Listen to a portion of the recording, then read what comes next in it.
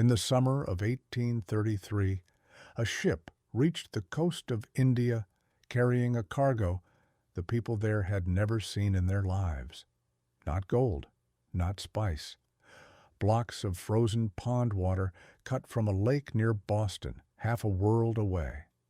Ice. It had crossed the entire planet, through the tropics, over the equator, for 4 months. And when it arrived, in that unbearable heat, it was worth a small fortune. Because here is something we have completely forgotten. For almost all of human history, there was one thing no human being could make. Not fire, not light, not heat, cold. Think about it. If you were cold, you could always fix that. You could build a fire and pull heat out of the air whenever you wanted. But if you were hot, truly hot, in the middle of summer, in a place like India or the Caribbean, there was nothing you could do. You could not make it colder, because cold is not a thing you can create. Cold is not a substance at all. It is simply the absence of heat. It is what is left when energy leaves. And for thousands of years, cold could only be found, never made. It fell from the sky as winter froze the ponds and the rivers, and then, as the world warmed, it slipped away and was gone. In the hottest parts of the earth, it never came at all. A person could be born, live an entire life, and die in a place like Calcutta, and never once, not for a single moment, feel truly cold, which meant that in the right place, at the right time, cold was almost priceless. And in the early 1800s, a young man from Boston looked at that fact and saw a fortune hiding in plain sight. His name was Frederic Tudor, and he had a simple, insane idea. Every winter, the ponds of New England froze into thick, solid sheets of ice, completely for free. And every summer, the tropics baked, with millions of people desperate for any relief from the heat. So Tudor thought, what if I could take the winter and sell it to the summer? What if I could cut the ice out of a frozen pond, load it onto a ship, and carry it thousands of miles to a place that had never known cold at all? Everyone thought he was a fool. In 1806, he loaded a ship with 130 tons of ice and sent it to the Caribbean island of Martinique. And it was a disaster. Much of the ice melted on the way. And when it arrived, the people there had no idea what to do with it. There were no ice houses, nowhere to store it, so the rest simply melted on the docks. Tudor lost a fortune. People laughed at him. He was mocked in the newspapers and eventually thrown into debtor's prison. But he had seen something real, and he would not let it go. And his entire problem, the thing standing between him and a fortune, came down to a single enemy: heat leaking in. So he set out to fight it, and the solutions he found were beautiful. The first was almost a joke. It turned out that one of the best insulators in the world was sawdust. Sawdust, the useless waste, swept off the floor of every sawmill, practically free. Pack blocks of ice in sawdust, and the heat can barely reach them. Ice that once melted in weeks could now last for months.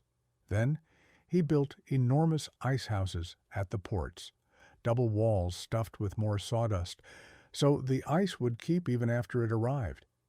And then came the machine that changed everything. A man named Nathaniel Wyeth invented a horse-drawn plough that cut the ice, not into rough, jagged chunks, but into perfect, identical blocks. And perfect blocks could be stacked tight, like bricks, with almost no air between them. Less surface exposed, less melting. Suddenly, the whole system worked.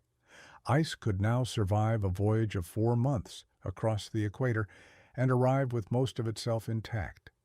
But Tudor still had one problem. In places that had never had ice, nobody actually knew they wanted it. So he taught them. He gave ice away for free to bartenders, on the condition they served their drinks cold until no one could stand a warm one again. He showed people iced cream and chilled fruit and cold water on a burning day, until a luxury quietly became a need. And it worked beyond anything he imagined. His ice reached Havana and Charleston, and then, in that famous voyage, Calcutta, where the British living there wept with relief. Soon it was going to Rio, to Hong Kong, to London, where ice from a single lake became a status symbol. At its peak, the American ice trade employed around 90,000 men and 25,000 horses. Ships carried more tons of ice than almost anything else the country sold, rivaling even cotton. Frederic Tudor, once a laughingstock, died one of the richest men in Boston, known across the world as the Ice King. Even Henry David Thoreau, sitting quietly at Walden Pond, watched Tudor's men carve the ice from his beloved lake, and wrote that the pure water of Walden was now mingling with the sacred water of the Ganges. But here is the part that should genuinely stop you. In all of this, Frederic Tudor never actually made anything. He sold an absence. His entire empire was built on moving nothing but the lack of heat, racing it across the oceans before the sun could win. And then, almost overnight, it was all gone. Because humans finally did the one thing we had never been able to do in our entire history. We learned to make cold. Mechanical refrigeration could summon winter inside a metal box, anywhere on Earth, at any moment, out of nothing at all. The great frozen ponds fell silent. The ice houses emptied. An entire global industry simply melted away. And we have never once looked back. But stop and think about what we actually gained. For thousands of years, cold could only be found and never created, stolen from winter and watched as it vanished. The power to make it on demand is barely 100 years old, and it silently rebuilt the world. It let us stop our food from rotting, carry medicine across continents, and raise entire cities in the desert. So the next time you open your freezer and that cold air rolls out over your hand, stop for just a second. You are holding something people once chased across oceans, something that was once worth more than gold, something that, for almost all of human history, no one alive could make.